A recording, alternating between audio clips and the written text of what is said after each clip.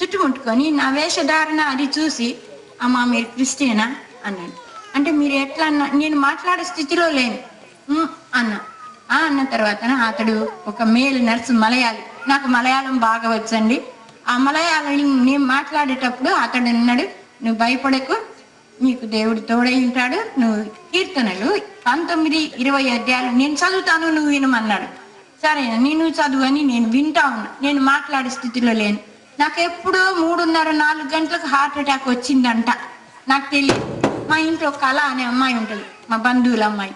ఆ అమ్మాయి చెప్పిన, అమ్మాయి నాకు గుండె కొంచెం బాధగా ఉంది, నొక్కవే అంటే ఆ పిల్ల 2 చేతులు ఎత్తి నొక్కినప్పుడు నా నోట్లో నుంచి నిప్పుల్లాగా ఒక మంటలాగా వాంతిపోయింది. ఎందుకు ఇట్లాగ అవుతుంది, ఇంత గొప్ప బాధ నాకు ఎప్పుడు లేదు కదా, ఎందుకు ఇలాగ అయిపోయిందని చెప్పేసి నేను ఎంతో ఏడ్చుకున్నా. మా కోడలికి చెప్తే వాళ్ళు నన్ను హాస్పిటల్ తీసుకుపోతారని భయపడి, నాకు ఏమన్నా అయితే నన్ను వెంటనే హాస్పిటల్ తీసుకుపోతారని నేను చెప్పకుండా ఉన్నప్పుడు ఈ పరిస్థితిలో నాకు మళ్ళీ అక్కడ హాస్పిటల్లో ఇలాగే జరిగింది.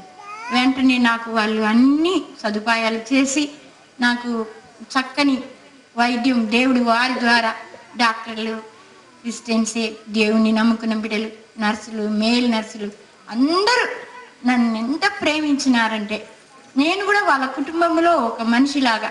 నేను ఇప్పుడు వెళ్ళినా కూడా అమ్మగారు వచ్చారు బ్రతికారు.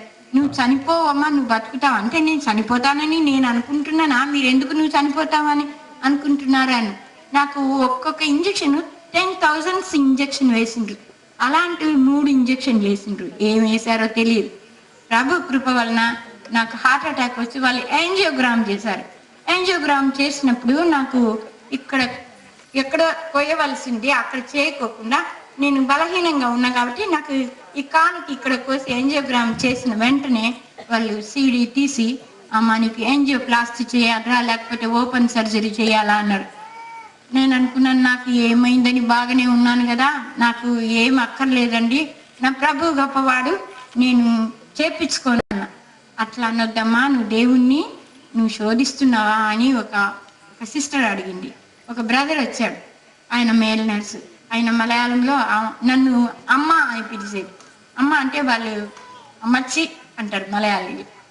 మలయాళంలో నన్ను వాళ్ళ సొంత అమ్మగా భావించి, అమ్మ నువ్వు తప్పక చేయించుకోవాలి, దీన్ని వద్దనకూడదని నన్ను ప్రేరేపించి నా కోసమే వాళ్ళు ప్రార్థన చేశారు. ఆ ఎమర్జెన్సీలో వాళ్ళు నా కొరకు మోకరించి గంటల తరబడి ప్రార్థన చేశారు. 2 రోజులు ఎమర్జెన్సీలో ఉన్నా, 2 రోజులు ఐసీసీయూలో ఉన్నా. మరి ప్రభువు నన్ను ఎందుకు రక్షించుకున్నాడో నాకు తెలియదు. నేను శోధించానేమో దేవుణ్ణి, అయినా కూడా నన్ను తన రక్తంతో కడిగి నన్ను శుద్ధీకరించి తన బిడగా ఉంచుకొని నన్ను ఇక్కడ నిలబెట్టి నన్ను సాక్ష్యం చెప్పేదానికి నాకు ఇచ్చిన ఈ అవకాశాన్ని బట్టి దేవునికి స్తోత్రం. మీరు కూడా ఎవరికైనా బాగలేకుంటే దేవుడు గొప్పవాడని నమ్మి మీరు దేవుని స్తుతించాలి.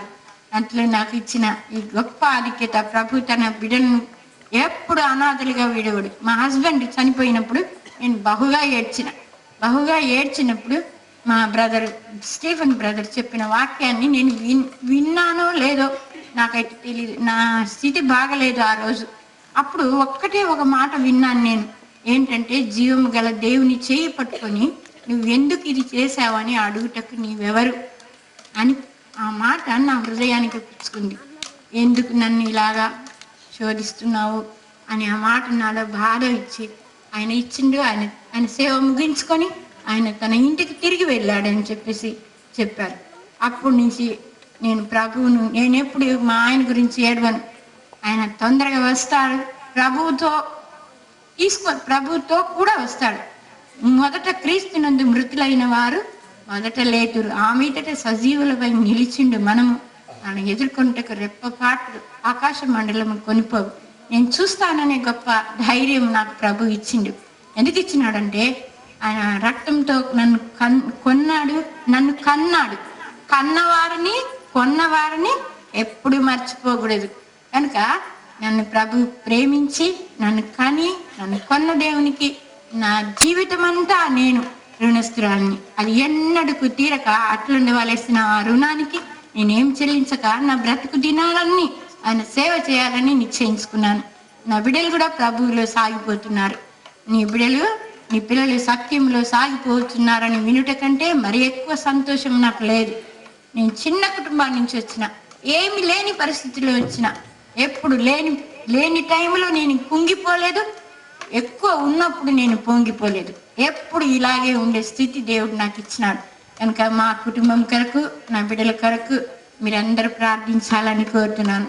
దేవుడికి సమయం ఇస్తే, ఆయన రాకడ ఆలస్యమైతే, నేను బ్రతికి ఉంటే మరి ఒకసారి ఇలాగ మనం అందరం కలిసి మళ్ళీ ఈ పండుగలు, ఈ సువార్త అంటే ఈ మంచి వార్తని మళ్ళీ మనం చేసుకుందామని మీ అందరికీ నేను వందనాలు చెల్లిస్తూ, సమయం ఇచ్చిన పెద్దలకు వందనాలు చెల్లిస్తుంటున్నాను.